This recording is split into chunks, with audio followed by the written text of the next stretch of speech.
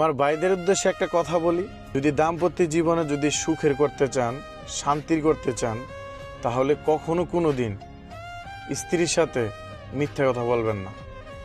আপনি কখনো ইনকাম হোক, কত টাকা কামাচ্ছেন, কখন কি কাজ করতেছেন, কোথায় যাচ্ছেন, কখনই মিথ্যার আশ্রয়টা নেবেন না।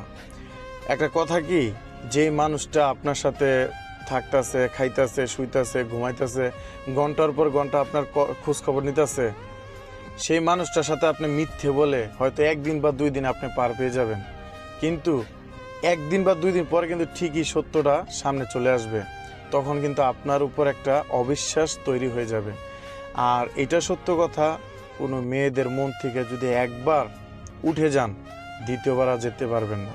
আর তাদের মনে যদি একবার অবিশ্বাস ঢুকে যায়, তাহলে পুরো দুনিয়াটা কেমত হয়ে যাবে, কিন্তু বিশ্বাস আর কোনোদিন আসতে চাবে না।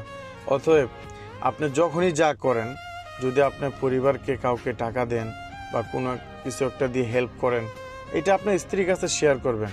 সে হয়তো রাগের মাথায় আপনাকে একটা কথা শোনাবে বা একটা কথা বলবে, বা আধা ঘন্টা 1 ঘন্টা কথা বলবে না, কিন্তু তার মনের মাঝে সেই অবিশ্বাসটা তৈরি হবে না। সে এইটাও জানবে যে আমার স্বামী কি করে না করে সম্পূর্ণ সব কিছু আমার সাথে সবসময় অনেস্ট থাকে, খুব ভালোর দিক।